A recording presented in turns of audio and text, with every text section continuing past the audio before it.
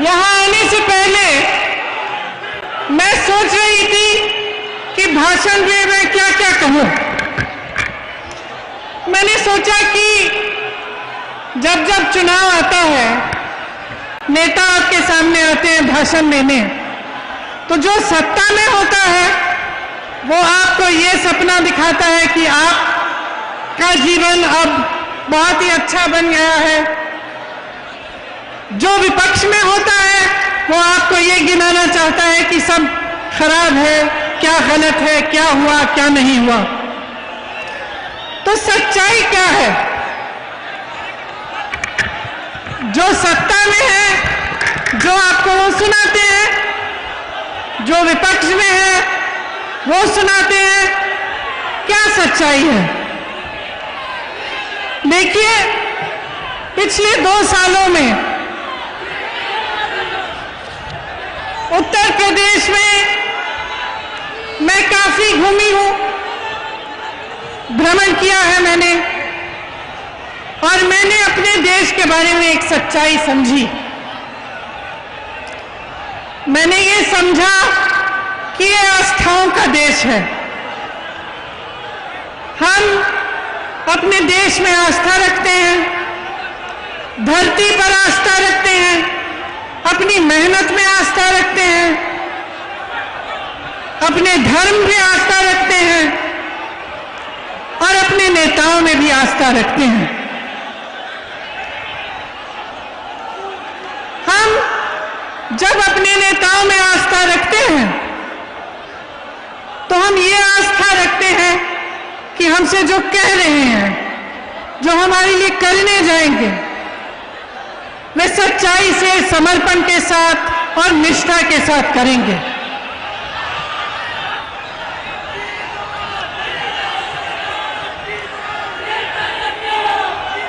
जब हम बड़े बड़े विज्ञापन देखते हैं और उन विज्ञापनों में हमें बताया जाता है कि विकास आ गया है, कि बहुत काम हो रहा है, तो आस्था की वजह से हम कभी कभी ये सोचते हैं कि अगर इतना बड़ा विज्ञापन है, इतनी बड़ी प्रोपेगेंडा है, तो हो सकता है कि कहीं पे विकास जरूर आया होगा।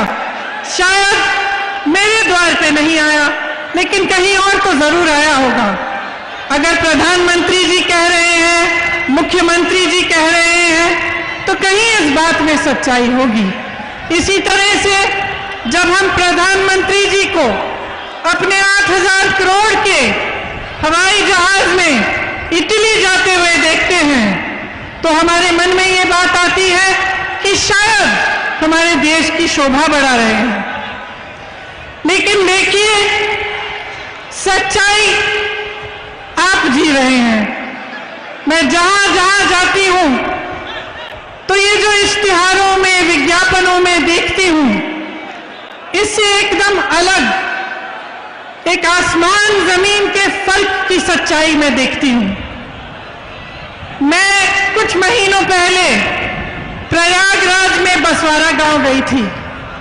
एक निषादों का गांव है। जब मैं वहां गई तब पुलिस और प्रशासन ने निषादों की नाव जला डाली थी। बहुत ही संकट में थे गांव वाले। मुझे तट तक ले गए दिखाने के लिए कि कैसे बेहाल कर दिया था उनके नावों को, किस तरह से राख बना दिया था। नाव निषादों की मां होती है, उनकी जीविका होती है। आप जानते हैं कि अगर किसी का अधिकार है नदी पे, तो निषादों का अधिकार है। इस सरकार ने वो अधिकार छीना। इस सरकार ने उनको पीटा। जब उन्होंने आवाज उठाई कि हमारी नाव को ऐसे जलाया क्यों, तो उनको पीटा और उनको प्रताड़ित किया।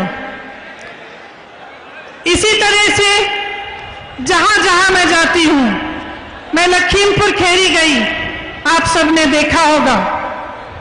लखीमपुर खेरी में जिस तरह से किसानों की हत्या की गई और उनकी बिल्कुल सुनवाई नहीं हुई,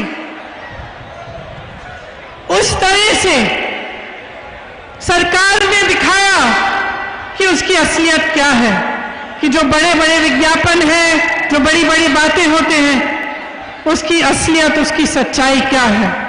उन्होंने दिखाया कि किस तरह से किसानों की इस देश में बिल्कुल सुनवाई नहीं रही।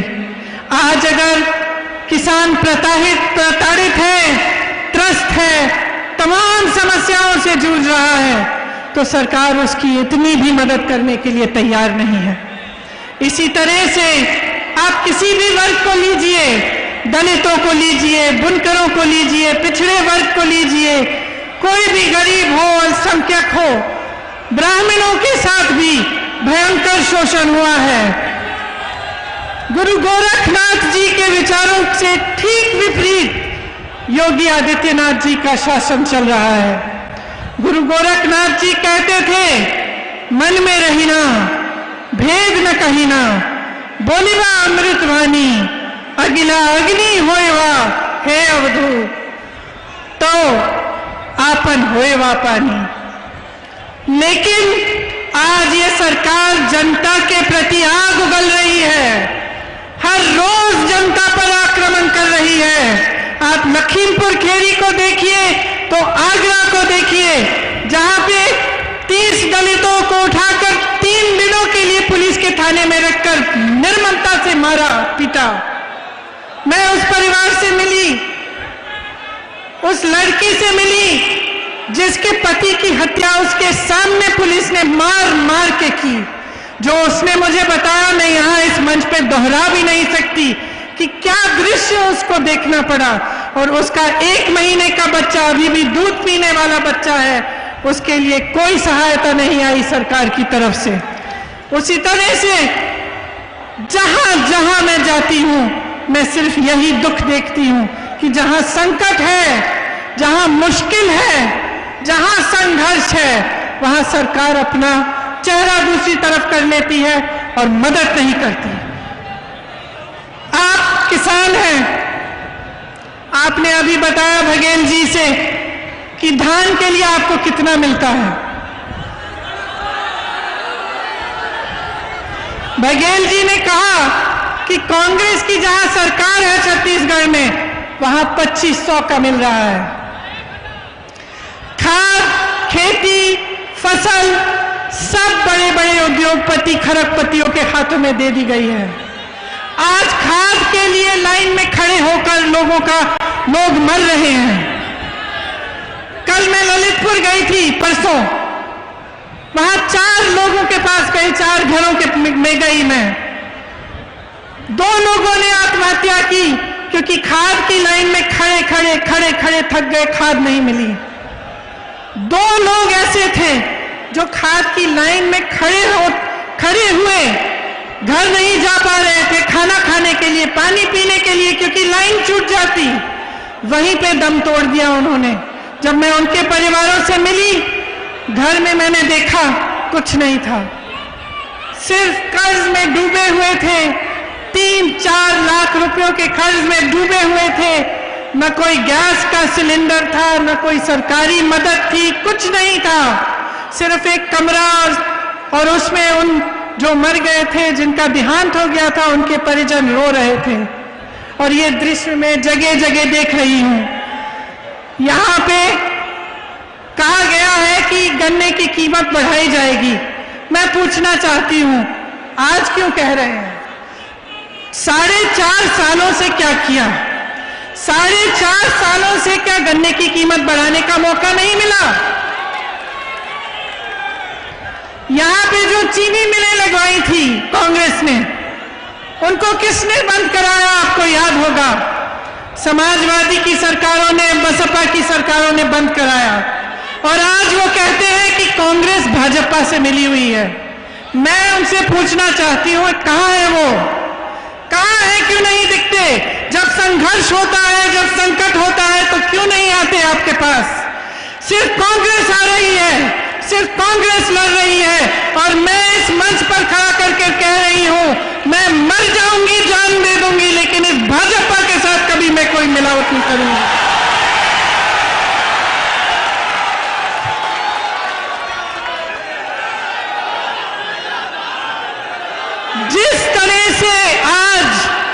जिस तरह से आज महंगाई ने आपके जीवन खराब कर दिए हैं, जिस तरह से आप जूझ रहे हैं कि 1000 रुपए का पेट्रोल डीजल, 900 रुपए, 1000 रुपए में सिलेंडर, आप कैसे गुजारा करते हैं? मैं जानना चाहती हूं, कैसे गुजारा कर रहे हैं? जितने भी छोटे छोटे दुकानदार हैं, तमाम दुकानें बंद की गई हैं। यहां गोरखपुर में मैंने सुना कि बुलडोजर लगा रखा है। और आप सबके रोजगार जो कोरोना में खत्म हुए, क्या आपके ये सरकार ने कुछ किया, मदद की? कबीरदास जी कहते थे, साईं इतना दीजिए जामे कुटुंब समाए। भाजपा का मुझे लगता है कि विचार ये है कि जनता से लूट लूट के पूंजीपतियों को दो पहुंचाए। महंगाई इतनी बढ़ाओ कि जनता त्राही त्राही चिल्लाए। आप सब जानते ही हैं कि पिछले 7 सालों में जब से केंद्र की सरकार, भाजपा की सरकार केंद्र में आई है, तब से तमाम परिवारों की आय घटी है। देश का किसान हर दिन सिर्फ 27 रुपए कमाता है और प्रधानमंत्री जी के खरबपति मित्र एक दिन में 1000 करोड़ रुपए कमाते हैं। जब आपके लोन माफी की बात होती है तो सरकार कहती है पैसा नहीं है। उनके लोन कब से माफ किए हुए हैं आप उनसे पूछिए। सारी संपत्तियां इन्होंने बेच डाली हैं। कांग्रेस ने रेलवे बनाए, हवाई अड्डा, सड़कें, सब कुछ आपको बना कर दिया। एक एक करके सारा बेच रहे हैं। कहते हैं कि 70 सालों में क्या किया? मैं कहती हूं कि 70 साल की मेहनत इन्होंने 7 सालों में गवा दी है।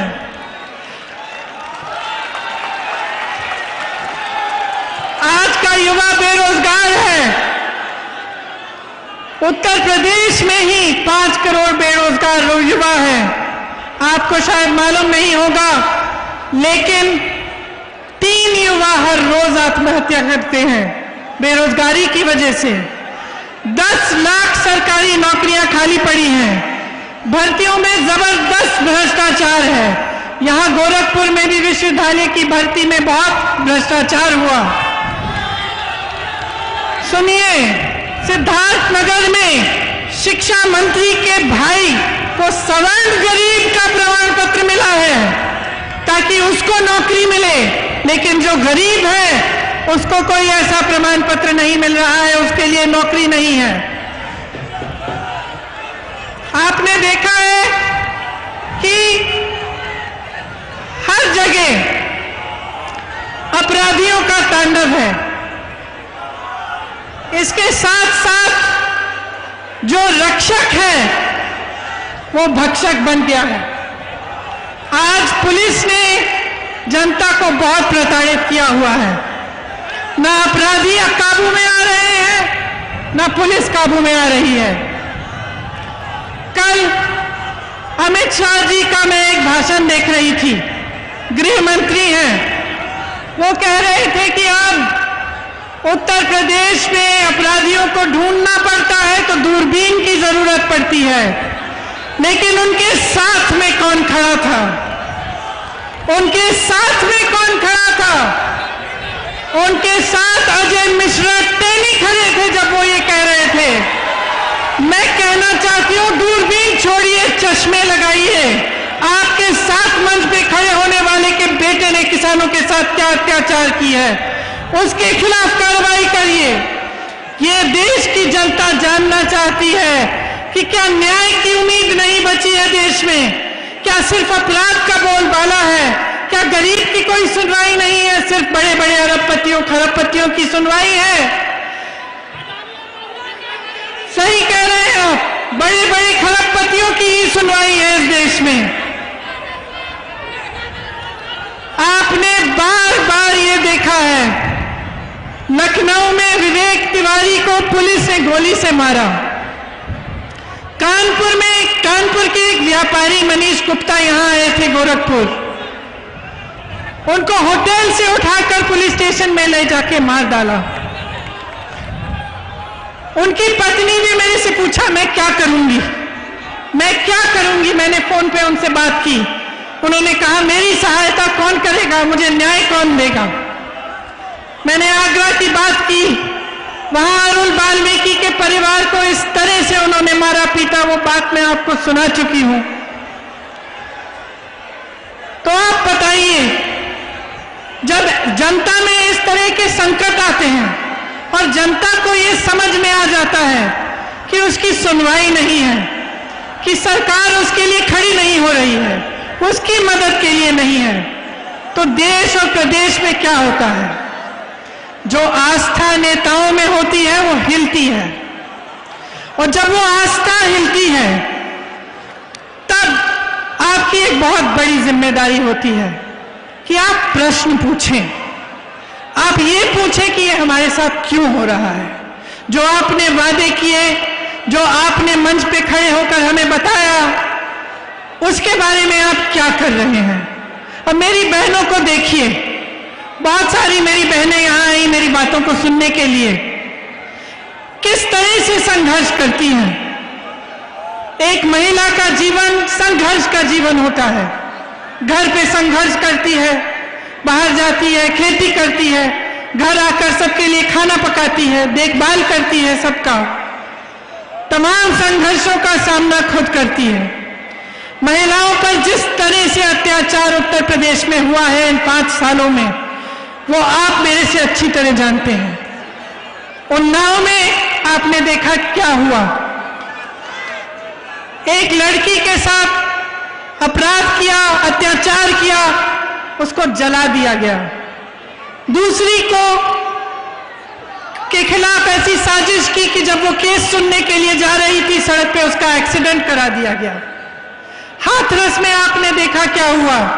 हाथरस में ये परिस्थिति बनी कि उस महिला के परिजन उसको देख भी नहीं पाए, उसकी जब चिता जलाई गई। पुलिस प्रशासन ने उसकी चिता जला डाली। महिलाओं को अपनी लड़ाई खुद लड़नी पड़ेगी।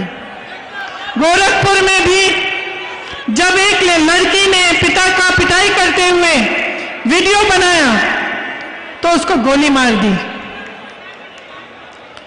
जब एक दलित लड़की के साथ बलात्कार किया गया तो उसको सिगरेट से जलाया गया।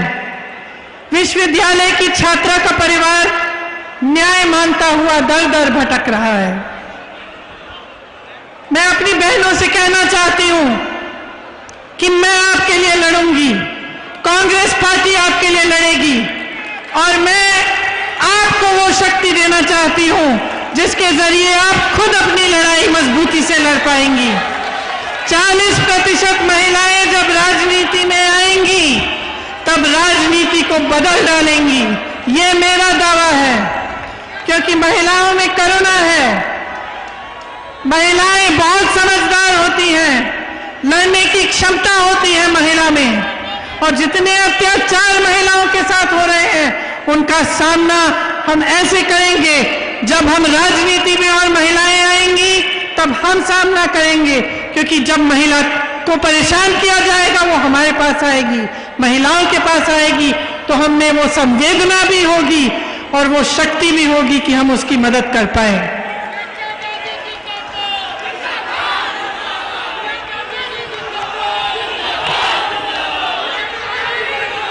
यहां पे जो जल भराव की समस्या है, आपने देखा होगा कि मुख्यमंत्री बनने से पहले जब भी ये समस्या उठती थी तो योगी जी आते थे, लेकिन जब से मुख्यमंत्री बने हैं तो हवाई जहाज में चढ़ के चले जाते हैं, लेकिन आपकी समस्याओं को सुनने नहीं आते। जिस तरह से इनकी सरकार ने जन जन की रोजी रोटी खत्म की है, ये आप अच्छी तरह से जानते हैं। कोरोना के समय जिस तरह से सरकार ने आक्रमण किया पब्लिक पे, कि जो ऑक्सीजन मांग रहा था उसके खिलाफ कार्रवाई की गई, उसको कहा गया कि तुम्हारी जमीन जब्त कर देंगे। जो परेशान था, जो हॉस्पिटल का वीडियो निकलता था कि अस्पताल में परेशानी है, तो उस हॉस्पिटल को दबाया जाता था, वहां जाकर प्रताड़ित किया जाता था। मदद नहीं आई, सहायता नहीं हुई। कितने लोगों की कोरोना से मौत हुई। आपने देखा कि नदी में लाश किस तरह से बह रही थी, लेकिन सरकार की तरफ से कुछ मदद नहीं आई। जिनकी रोजी रोटी कोरोना की वजह से भी छिन गई, आज तक उनको सहायता नहीं मिली है। कांग्रेस पार्टी ऐसे कमजोर परिवारों को 25,000 रुपए की नकद आर्थिक सहायता देगी।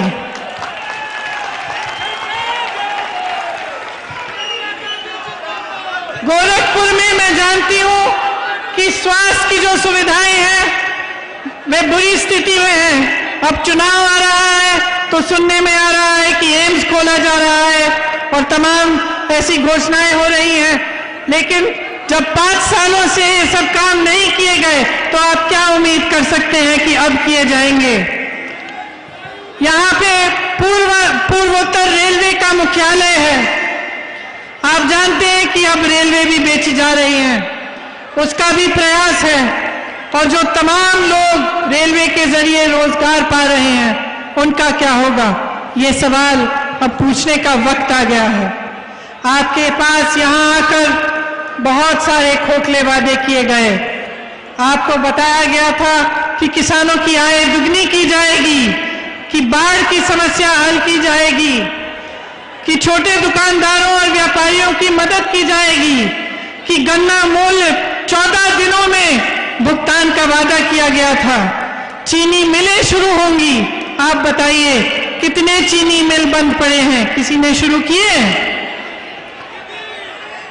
कहा गया था कि हवाई चप्पल वालों को हवाई जहाज में यात्रा कराई जाएगी।